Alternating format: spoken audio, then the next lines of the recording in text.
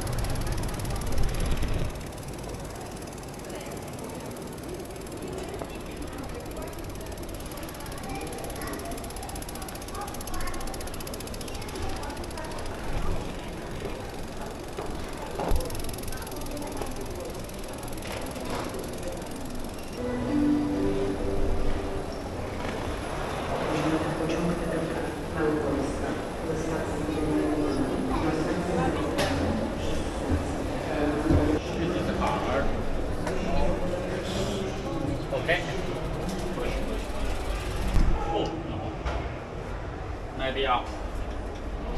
Lift up. 0. Here. Go 0. And then take off.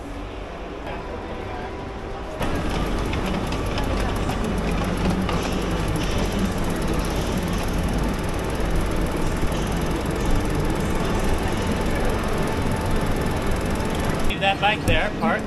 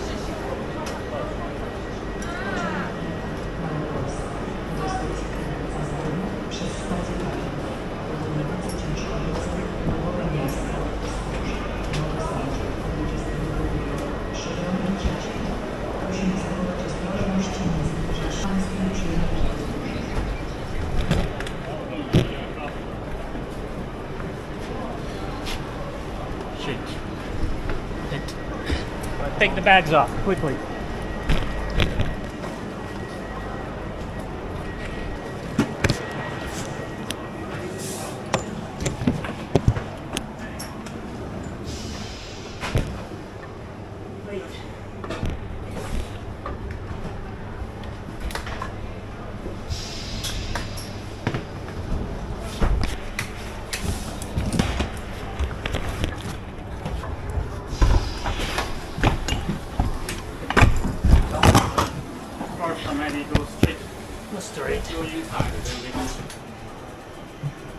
Okay. Bring your bags in quickly.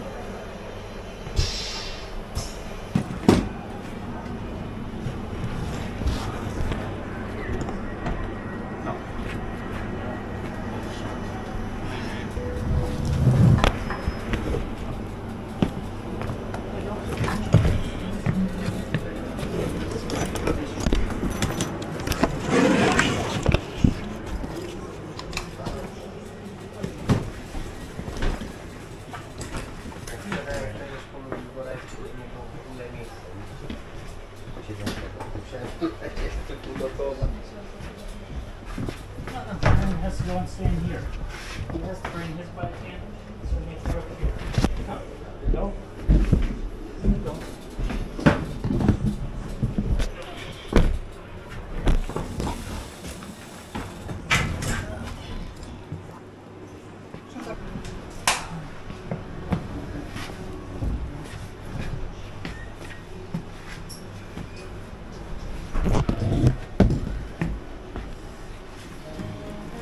我们乘坐了3个小时火车，终于到达了波兰的西部城市弗罗茨瓦夫。不得不说，弗罗茨瓦夫是这次波兰行程中最出彩的城市。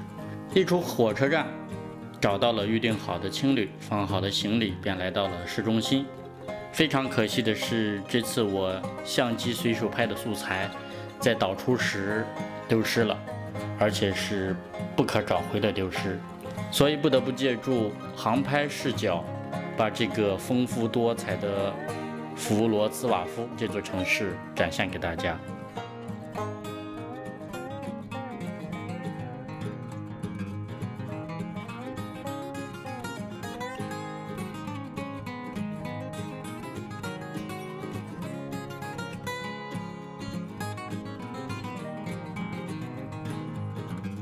弗罗茨瓦夫在其城市发展史上的大部分时期内，一直是一个以多民族、多元化为特色的城市。德意志、波兰、捷克、犹太等民族均扮演过重要角色。2战以前，这里曾是德国重要的工业、商业与文化名城，城市规模居当时德国第6位。在2战以后的领土调整和民族大迁徙中，这里成为了德国在战后失去最大的城市。原有的德国居民往西迁，而波兰东部因为割让给了当时的苏联，大批波兰人自东往西涌入到了这座城市。至此，弗罗茨瓦夫在人口构成上基本上成为了一个纯粹的波兰城市。但由于保留下来的以及战后重建的大量普鲁士、奥地利以及波西米亚风格的建筑，所以弗罗茨瓦夫在波兰是一个颇为独特的城市。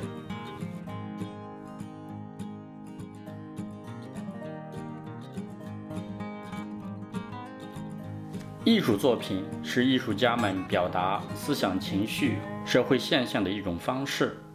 而弗罗茨瓦夫在全城将近有400多尊的小雕塑，更是极具特色。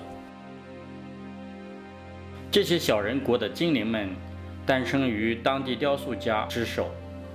在1980年前后，正是前苏联统治波兰时期，一些有思想的、不堪忍受集体独裁主义的压迫的人们，为了发泄、表达自己的不满，他们把小矮人作为他们的标志，利用艺术的形式号召为小矮人争取权利。这些小精灵们，他们憨态可掬，形象生动。有些作品取材于哲学作品，比如这2个推动大水泥球的人，取材于西西弗斯神话里面被诅咒了的西西弗斯。每天要将硕大的铁球推上山顶，而铁球会再次滚下山坡。因为他被神惩罚，所以每天必须要做这个繁重重复的工作，永无休止。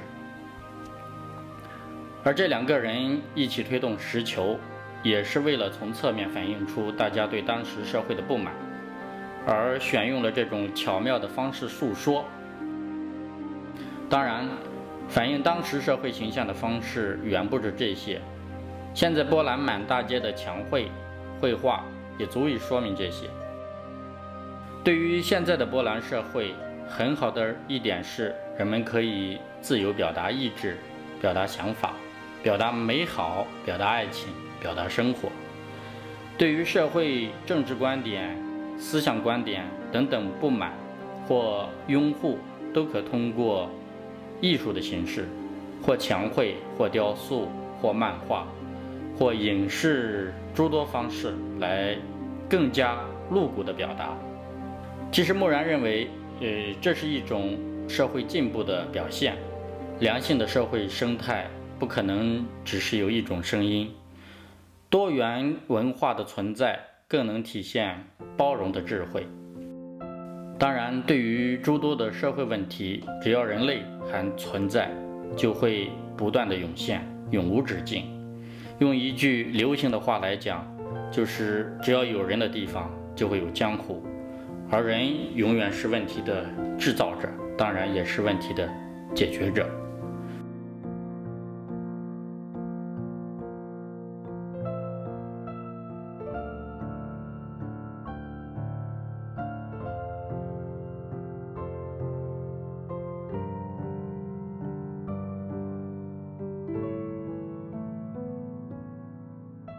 2005年，当地一名叫托马斯的雕塑家提出了一个想法：何不创造出一些古铜色的小矮人，让他们每个都代表弗罗茨瓦夫历史以及当地生活的一部分。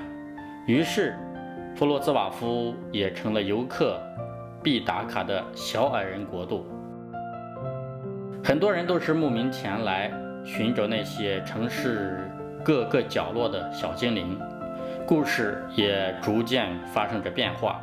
有些都认为这些小精灵以前住在地下，经常会在夜间到地面来找酒喝，有天喝多了忘记了去往地下的通道，便变成了雕塑。这或许也能从另一个方面体现出波兰人爱喝酒的个性吧。弗罗兹瓦夫适合慢慢的游，它的历史沉淀与色彩感染以及文艺特色需要花费数十天乃至1个多月住下来、静下来，慢慢的感悟与体会。而匆忙的旅客最多只能瞥见他生活的极小部分。